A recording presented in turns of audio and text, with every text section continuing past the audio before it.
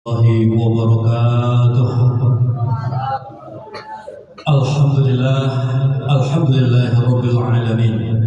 Wa bihi nasta'inu ala umuri dunya waddin. Assalatu wassalamu ala asyrafil anbiya'i wal mursalin sayyidina Muhammadin wa ala alihi wa sahbihi ajma'in. Amma ba'du, fala haula wala quwwata illa billahil aliyyil azim. Yang saya hormati segenap Dewan Hakim, hadirin hadirat rahimahullah. Mari bersyukur kepada Allah dengan mengucapkan Alhamdulillahirabbil alamin. Yang kedua, mari bersolawat kepada Rasulullah dengan mengucapkan Allahumma sholli wa sallim ala sayyidina Muhammadin. Hadirin hadirat rahimahullah. Jika kita ditanya apakah cinta kepada Allah? Jawabnya cinta. Ketika kita ditanya apakah cinta kepada Nabi? Jawabnya pasti cinta. Ketika kita ditanya apakah cinta dengan Indonesia? Jawabannya tentu cinta. Dan di antara bukti cinta kepada hal adalah taat kepada yang kita cintai. Oleh karena itu, izinkanlah kami akan menyampaikan dakwah Quran yang berjudul mengimplementasikan ketaatan kepada Allah, Rasul dan ulil amri. Hadirin hadirat rahimakumullah. Allah Subhanahu wa taala berfirman, A'udzu billahi minasyaitonir rajim. Bismillahirrahmanirrahim. Ya ayyuhalladzina amanu athi'u Allah wa athi'ur rasul wa athi'ur rasul wa ulil amri minkum. Yang artinya, wahai orang yang beriman, taatlah kamu kepada Allah, taat kepada Rasul dan pemimpin kalian semua. Hadirin rahimakumullah, lantas bagaimana kita mewujudkan ketaatan kita kepada Allah dan Rasul? Di antaranya ada 4. Yang pertama adalah menguatkan, mengokohkan iman Islam kita. Lebih-lebih kita yang anak muda, iman harus kuat, iman harus tangguh, iman harus kokoh. Karena apa? Kalau iman kuat, iman tangguh, iman kokoh, insya Allah kita akan mampu menghadapi cobaan hidup ini. Contoh, umpama anak muda punya calon pasangan hidup, punya pacar, ternyata pacarnya digait orang, ataupun sang pacar dibawa terbang Raden Gatot Kaca ke Prigodani, ke pelaminan. Kalau dia imannya lemah, akan frustasi hadirin. Akhirnya apa? Seperti Samsul Bari. Hadirin tahu Samsul Bari? Samsul Bari dia maju ke medan perang, laksana singa luka, yang bertujuan ingin mati karena dia patah hati, tidak bisa mendapatkan saksi Turbaya, karena Turbaya dinikahi Dato' Maringgi. Itu kan ceritanya. Kalau zaman sekarang kok ada seorang pemuda dan pemudi, remaja atau remaji, kok dia ingin bunuh diri karena dia patah hati, tidak bisa mendapatkan sabujan hati, maaf hadirin, itu terlalu romantis, cengeng kawan. Dunia tak selebar daun, cepat jahit kecewa.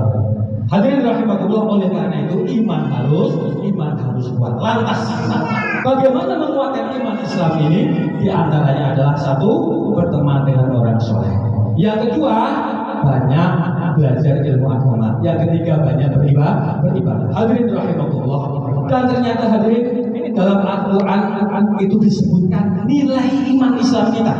Surah Ali Imran ayat 91, juz 3 ayat paling terakhir. A'udzu billahi minasyaitonir rajim. Bismillahirrahmanirrahim. Innal ladzina kafaru wa matu wa hum kuffarun falan yuqbala min ahadihim mil'ul ardi dhahaban wa law iftada bih ulaika lahum 'adzabun 'alim wa ma lahum min nasirin. Substansi arti dari ayat ini adalah nilai iman kita lebih mahal daripada emas sepenuh bumi. Hadirin, kita punya emas semimbar dan kaya raya, tapi itu tak ada nilainya. Iman Islam kita lebih mahal daripada emas sepenuh bumi. Bukan hanya se-Papua, bukan hanya se-Indonesia, sepenuh bumi. Oleh karena itu, kita jaga iman Islam ini, kita wariskan kepada generasi kita. Allahumma sholli ala Muhammad. Agama Islam, agama suci, rukun iman Islam jadi pondasi. Tanamkanlah dalam hati, jangan sampai lepas hingga kita mati. Allahumma sholli ala Muhammad. Yang kedua, yaitu berakhlak mulia.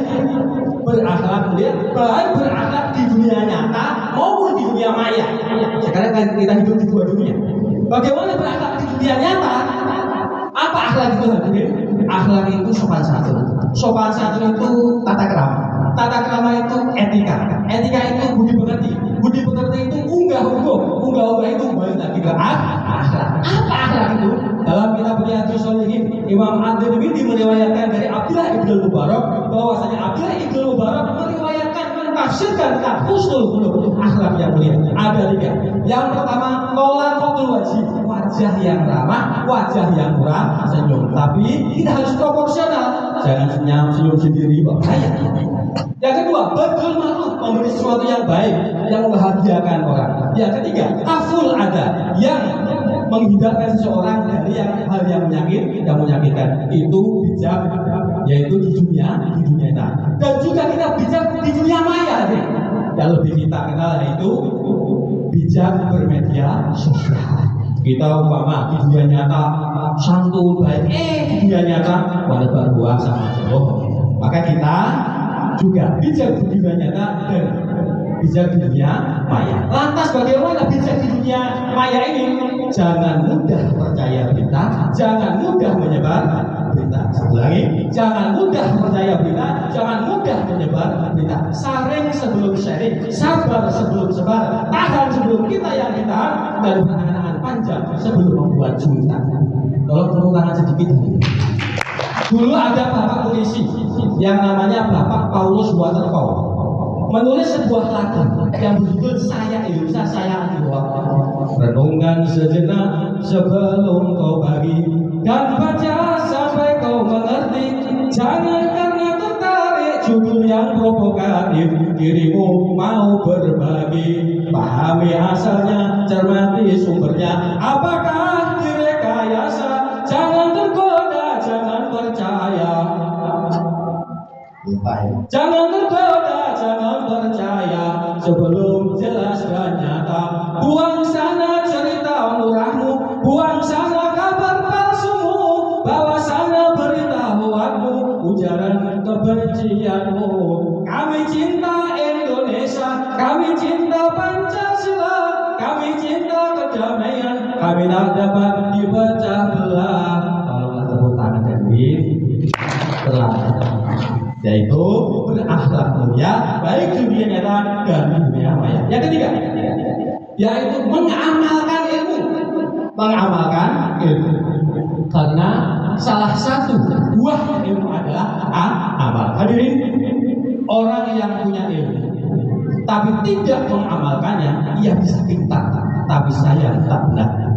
Orang yang punya ilmu tapi tidak mengamalkan, ya seperti lilin yang menjadi sekelilingnya tapi sendiri hancur terbakar karenanya. Orang yang punya ilmu tapi tidak mengamalkannya, ya seperti pohon yang waktunya berbuah, ia tidak berbuah. Orang yang punya ilmu tapi tidak mengamalkannya, dia ngerti hukum, paham hukum, ahli hukum, sarjana hukum, lama-lama dia melanggar hukum, akhirnya dihukum. Dan orang yang punya ilmu tapi tidak mengamalkan ilmunya, dia paling dibenci Allah Subhanahu wa taala. Firman Allah, A'udzubillahi minasyaitonir rajim. Ya ayyuhalladzina amanu lima taquluna ma la taf'alun kabura maqtan indallahi an taqulu ma la taf'alun. Wahai orang yang beriman, mengapa engkau berkata tapi tidak mengamalkannya? Besar sekali murka Allah jika engkau berkata tapi tidak mengamalkannya. Allahumma shalli ala Muhammad. Hadirin hadirat rahimakumullah. Seakan ayat tadi tertuju pada ustaz, kepada kiai, kepada mubalik, kepada khatib, karena ia yang sering berceramah tentang ilmu. Ketika sang ustaz berkata, wahai hadirin, mari rajin sholat, rajin ngaji, rajin sedekah, kok ustaz tidak mengamalkannya, dia paling dibenci Allah Subhanahu wa taala. Na'udzubillahi min dzalik. Oleh karena itu, mari kita amalkan ilmu kita. Yang keempat,